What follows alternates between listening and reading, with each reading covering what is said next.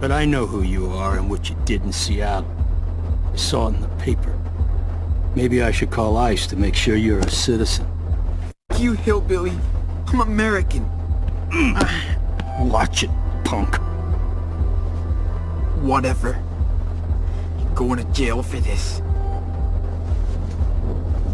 Pretty sure the local police will vouch for me over a thug like you. Where's my brother? Wish I knew. Little took off. I'll find him. Don't worry. If you touch him... You think I'd hurt a little boy? Guess you didn't have any second thoughts about leading him out into the middle of nowhere, though. That's real safe for a little kid.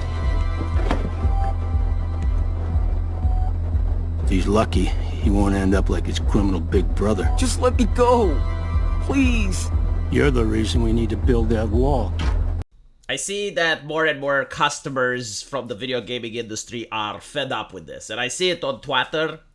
Basically, people do not like the fact that video games are more expensive now. They sell 10 or 20 times more DLC that should be included in the game to begin with. That the video games themselves sometimes do not even work on launch if they're not just ridden with bugs.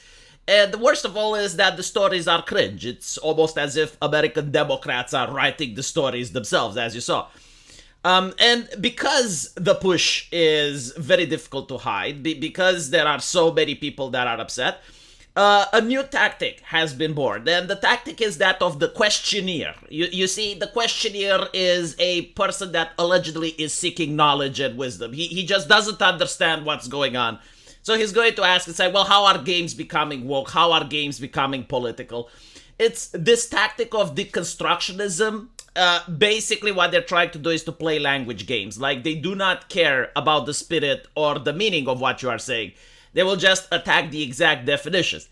And the purpose for doing this is to embarrass you in public. It is to make you sound like you have no idea what you are talking about and kill conversation.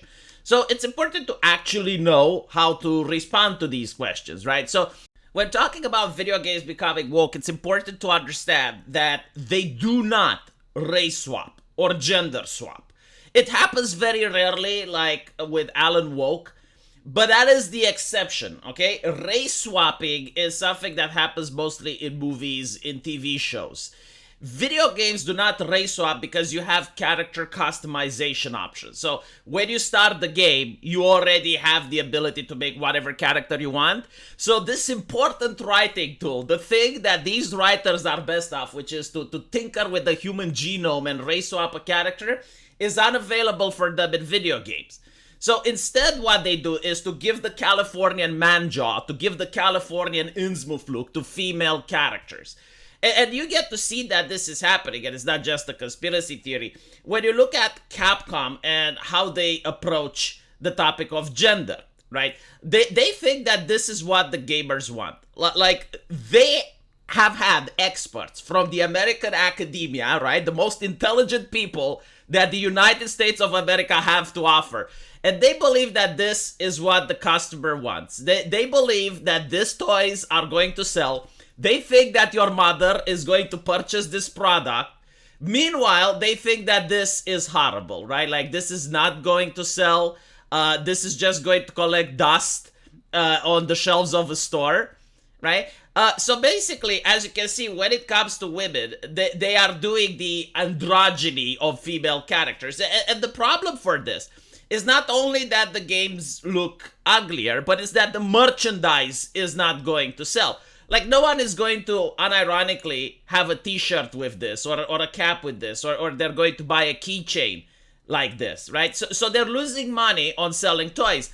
And because of that, they're going to try to compensate by selling you like 50 DLC options. So basically, the companies are losing money on purpose. You gotta understand, like most video games, they have different things that work together. So like, for instance, in the case of Street Fighter, they have the gameplay, right? The mechanics, the competitive nature of it, the brand. Like, people will buy Street Fighter just because it's Street Fighter. The aesthetics, the coolness factor, the sex appeal. Like there's many things that work in unison in order to promote the game. So even if the game has like a woke story and it has disgusting looking characters, people may still buy it, but they're making less money than they could have.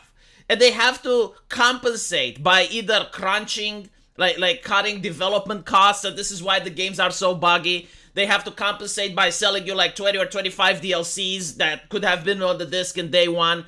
The game may be broken on launch because, again, like they were cutting development costs. And those development costs could easily be covered if they were allowed to sell merchandise. But again, like no one is going to buy this type of merchandise because this is a product for nobody. No one is interested in this. No one wants this in their room. No one is going to sell. You know, like maybe you can find a couple of individuals that will think that this is a nice joke or something.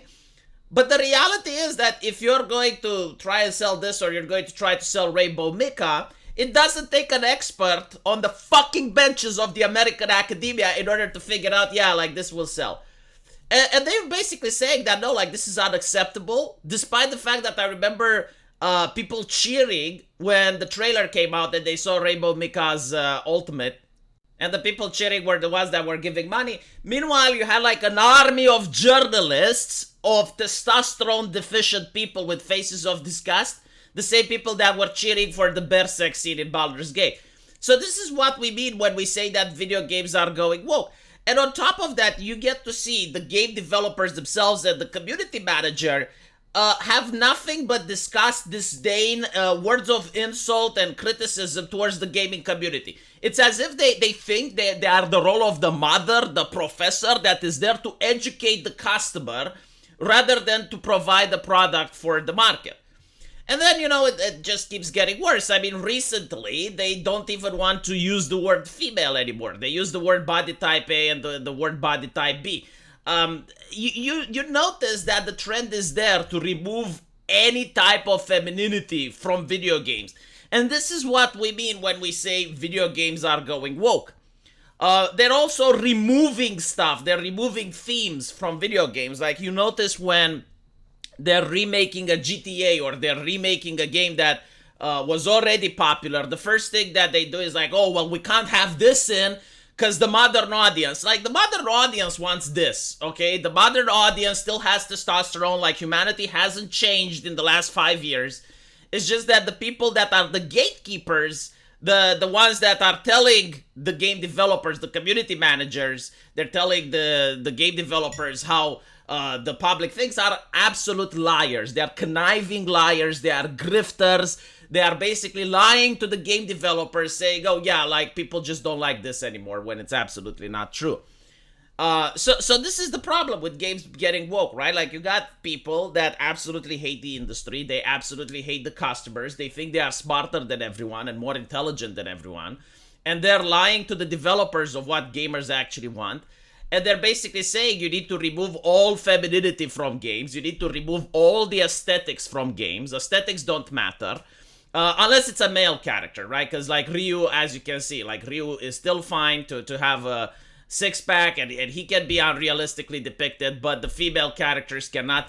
And ironically, I think that they're doing this out of spite. Like, I genuinely think, because most of these people, if you look at them on social media, they constantly say they hate the straight man. Like, this is their battle. This is their effort, their generational struggle to spite the straight man. So they will go and they will basically say, like, what can we do in order to annoy the gamer, right? Like, they're getting paid by the gamer and they're sabotaging their own companies they work at in order to try to annoy the gamer. And of course, this is why, you know, AA is on the rise and people are moving away from AAA because their efforts are being successful. Like, the customer is genuinely annoyed. They do not understand why this is being done. And this is what people mean. It's like games are becoming political and they're becoming woke. Because the people that are making the games aren't interested in creating entertainment. They are vocal about the fact that they are interested in annoying you.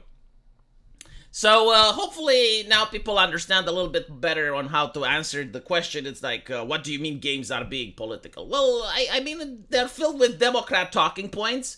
When you remake a game, they are removing stuff from the original game, right? They think that the original game wasn't good enough. Like, for instance, if they're making Dungeons and Dragons, they remove the orcs as an evil race because now they're fighting racismus in the United States of America through their video game. Like, complete batshit crazy people, right?